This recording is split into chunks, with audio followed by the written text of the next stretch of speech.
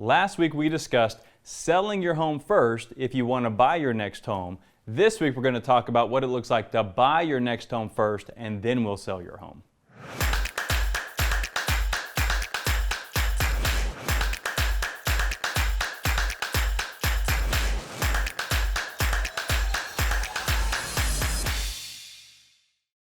Hi, I'm Matt Farnham here with The Real Life at Level 10, where I discuss insights on real estate, leadership, and personal growth. We're going to talk about this week what it looks like to buy your next home first and then sell your existing home.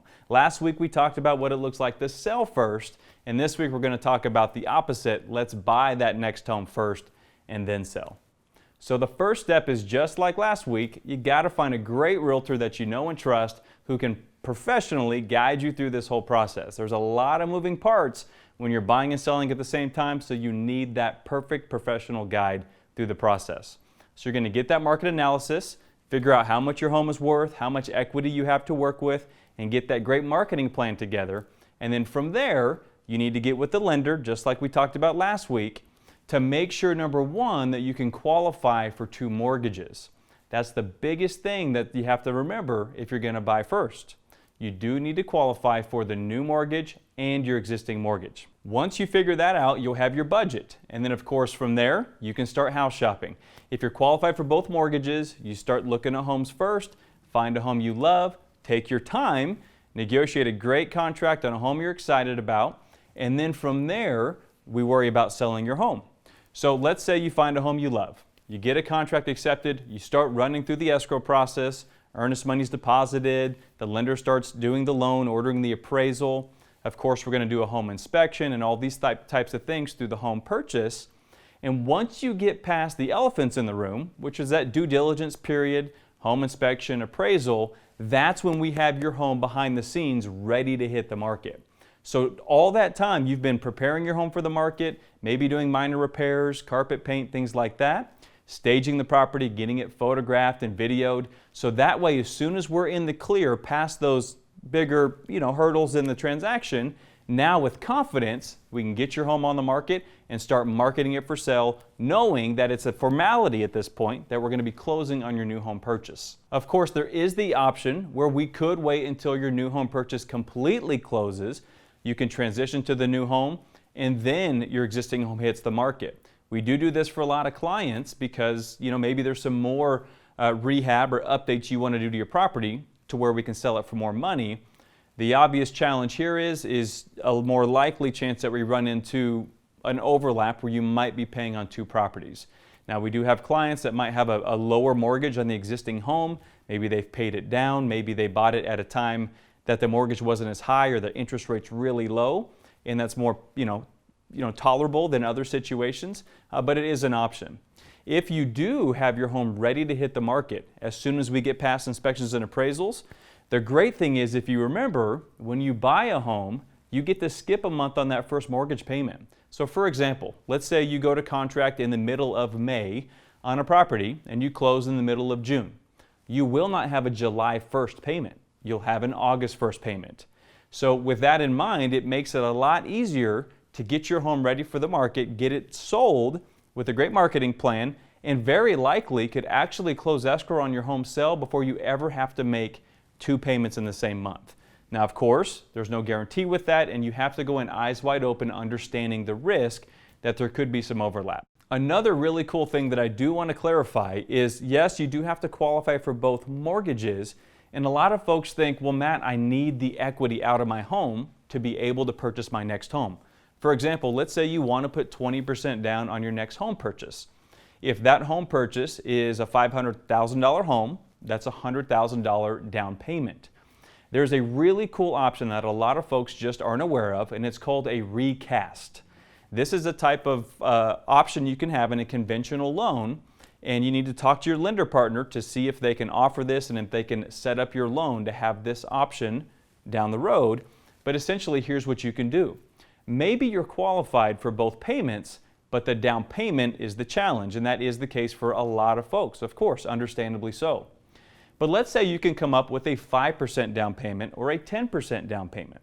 A 10% down payment in that scenario would be a $50,000 down payment, if it was a $500,000 home, or a $25,000 down payment if it was a 5% down loan. So for example, what you could do, let's just use the 10% example. If you're qualified for both payments and have the 10% available to you now, you can purchase that new property at 10% down. Yes, you have a new mortgage at $400,000 at that example. I'm sorry, $450,000 if you put 10% down. And then what you can do is, let's say a month later, 3 months later, 6 months later, you get the equity from your home sale or from other savings or other investments or accounts that you liquidate, and you come into the balance of that additional 10% to get to that full 20% down. You can do a one-time recast on your loan where essentially you say, hey lender, here's a lump sum of money, another $50,000 for example, another 10%. Will you recast my loan? Now keep in mind, this is not a refinance. There's no additional closing costs. There's not an appraisal that has to take place. It's a flat fee of $300, $400, $500 depending on the lender. And what they'll do is they'll take that lump sum of money and they'll act as if you did that from day one. And they'll actually re-amortize your loan as if that money was put down from day one. So your interest rate doesn't change, your payment could drop, your PMI, the private mortgage insurance, can actually drop off of the loan as if you put 80-20 loan to value down from day one. Really, really cool option that a lot of folks just don't realize is out there. And same thing's true. You could put 5% down and then put the balance of 15% down later, for example, and recast that loan. One small thing to know that is that the interest rate won't change. So if you were into a jumbo loan, if your loan amount was above, the 484, the conforming amounts, and you had a little bit higher rate because it was a jumbo mortgage, going recast will not bring that rate back down as if it was underconforming from the beginning. Just a small side note to make sure you understand that. So of course, with the option of buying first, it has its pros and cons as well, just like selling first did. The cons for buying first would be, you do have to qualify for 2 mortgages, and a lot of folks can't do that, and that's understandable. But get with the lender, get all the cards on the table, and we'll figure out if that's an option. The other thing, of course, is you could run into paying 2 payments, on 2 different mortgages at the same time. Now, of course, with the professional guide and a great game plan, you can do a lot to eliminate that happening, but there is no guarantee that you won't run into that, so you have to go in eyes wide open.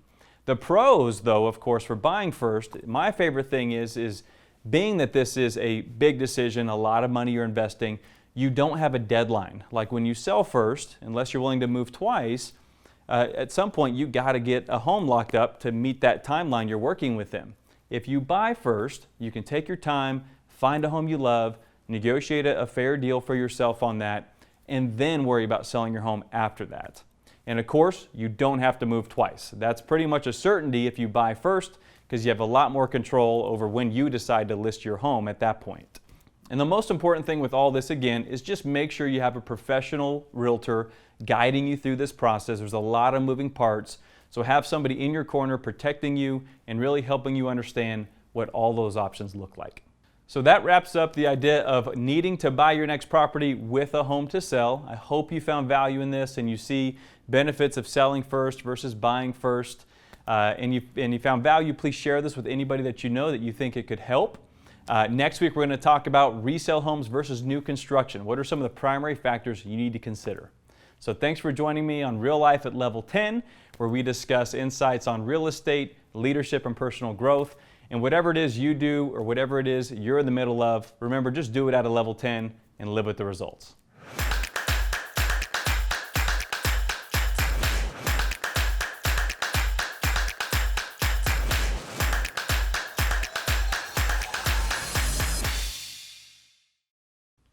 This week's episode was filmed at our listing at 848 La Katrine in Henderson, Nevada. For more information on this home, you can click the links provided or contact our office for your private showing.